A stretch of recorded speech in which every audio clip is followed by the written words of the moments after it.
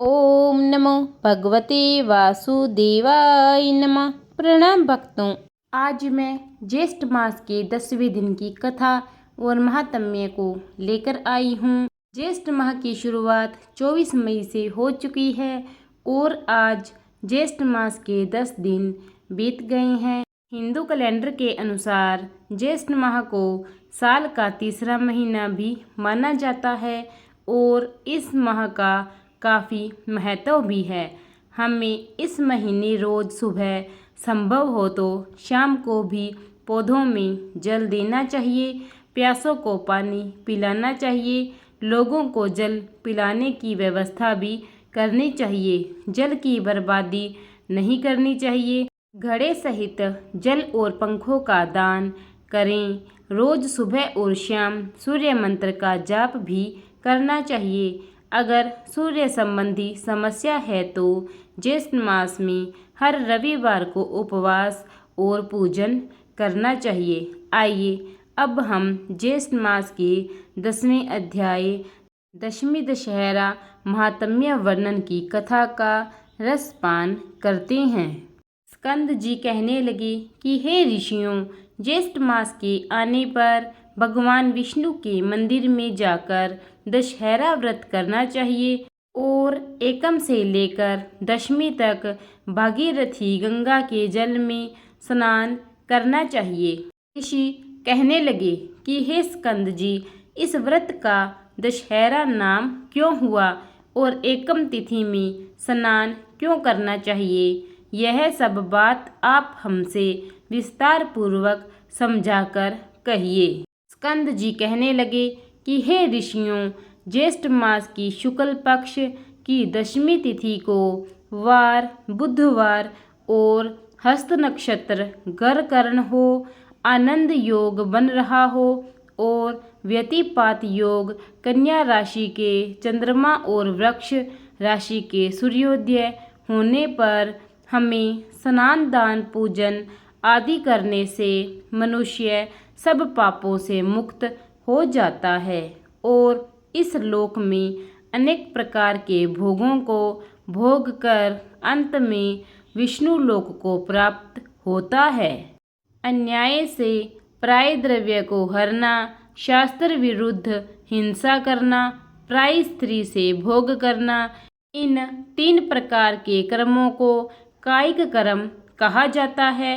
कठोर वचन बोलना, झूठ बोलना, किसी की चुगली करना, राजा को देश की आय को बिना किसी जरूरत या प्रयोजन के व्यय करना, ऐसे 4 प्रकार के अशुभ फल देने वाले कर्म को वाचिक कर्म कहा गया है। दूसरों की बुराई की इच्छा करना, परलोक कुछ नहीं, यह शरीर ही आत्मा है, ऐसा विचार और प्रचार करना, ये 3 प्रकार के कर्मों को मानस पाप कर्म कहा जाता है। ज्येष्ठ की शुक्ल पक्ष की दशमी को दर्शन, स्पर्श, मंजन पान, अर्चन आदि करने से ऊपर कहे गए 10 प्रकार के पापों का नाश हो जाता है।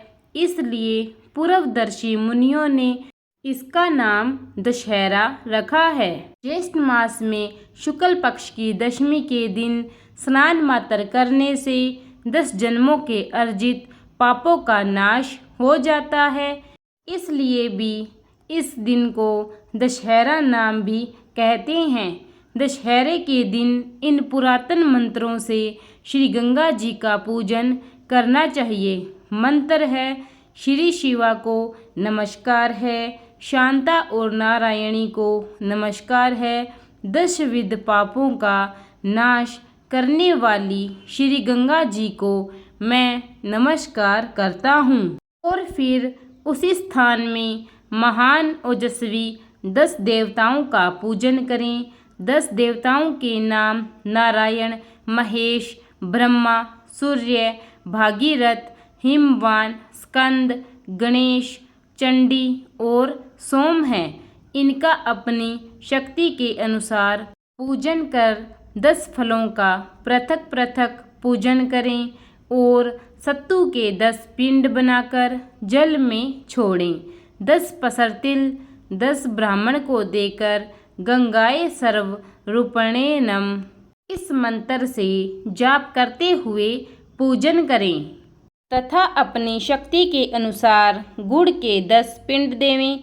यथाशक्ति स्वर्ण के मत्स्य यानी कि मछली, कच्छप यानी कि कछुआ, मंडरक, शिशुमार आदि बनवाकर चांदी का या किसी अन्य धातु या पिसान का बनवाकर उनका पूजन करके जल में छोड़ दें। उसके पश्चात 10 सेर तिल धान्य और जो ब्राह्मण को देवें और 10 गौओं का दान ब्राह्मण को देवें। इस प्रकार कंजूसी न करते हुए पूजन और दान करें। पकवान तथा पायस का भोजन ब्राह्मणों को कराएं तो 10 जन्मों के अर्जित पापों से मुक्त हो जाते हैं। इसमें कोई भी संशय या संदेह नहीं है। ज्येष्ठ मास के शुक्ल पक्ष को एकम तिथि से लेकर दशमी पर्यंत तिथियों में दशाश्वमेध तीर्थ में स्नान करने से समस्त पापों से हम छूट जाते हैं। ज्येष्ठ मास में शुक्ल पक्ष के एकम से लेकर समस्त जन्म के पापों को नष्ट करने वाली दशमी तिथि पर्यंत सभी तिथियों से कर्म से स्नान करने वाला मनुष्यों में श्रेष्ठ होता है। और ज्येष्ठ मास के दशमी के दशहरे के दिन दशाश्वमेधेश्वर के लिंग का दर्शन करने से 10 जन्म के अर्जित पापों का नाश होता है। इसमें भी संशय नहीं है। और ज्येष्ठ मास की शुक्ल पक्ष की दशमी तिथि को दशयोगा नाम से भी जाना जाता है। दशमी के दिन तो 10 योगों का संबंध हो अथवा न हो, अकेले ज्येष्ठ मास ही सर्वश्रेष्ठ है। समस्त योगों से रहित होने पर भी केवल ज्येष्ठ मास ही निश्चित रूप से मनोवांछित फल देने वाला होता है। जैसे आकाश में नक्षत्र गणों के साथ चंद्रमा शोभित होता है, वैसे ही योगों का साथ ज्येष्ठ मास शोभित होता है। केवल योगी शोभित नहीं होते, बिना ज्येष्ठ मास के एकत्रित सब योग ही निष्फल होते हैं। इसमें संशय नहीं है। इति श्री ज्येष्ठ मास महात्म्य ज्येष्ठ शुक्ल दशमी दशहरा महात्म्य वर्णन 10th अध्याय संपूर्ण। अब हम भगवान विष्णु जी की आरती करेंगे।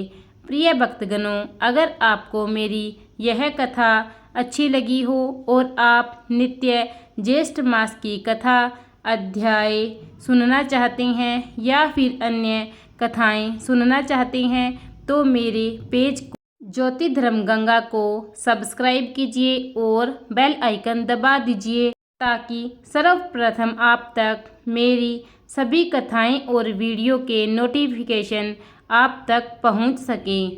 और अब हम भगवान विष्णु जी की आरती करते हैं। ओम जय जगदीश हरे, स्वामी जय जगदीश हरे, भक्त जनों के संकट क्षण में दूर करी। ओम जय जगदीश हरे, जो ध्यावे फल पावे, दुख बिन से मन का, सुख संपत्ति घर आवे, कष्ट मिटे तन का। ओम जय जगदीश हरि, माता पिता तुम मेरे, शरण गहूँ मैं किसकी, तुम बिन और न दूजा, आस करूँ मैं जिसकी। ओम जय जगदीश हरि, तुम पूर्ण परमात्मा, तुम अंतर्यामी, पार ब्रह्म परमेश्वर, तुम सबके स्वामी। ओम जय जगदीश हरि, तुम करुणा की सागर, तुम पालन करता, मैं मूरख खल कामी, कृपा करो भरता ओम जय जगदीश हरि। तुम हो एक अगोचर सबके प्राणपति, किस विधि मिलूं दया में मैं तुमको मैं कुमति। ओम जय जगदीश हरि। दीन बंधु दुख हरता तुम ठाकुर मेरे, अपने हाथ उठाओ द्वार पड़ा मैं तेरी। ओम जय जगदीश हरि। विष विकार मिटाओ पाप हरू दीवा, श्रद्धा भक्ति बढ़ाओ संतन की सेवा। ओम जय जगदीश हरि। तन मन धन और संपत्ति सब कुछ है तेरा, तेरा तुझको अर्पण क्या लागे मेरा।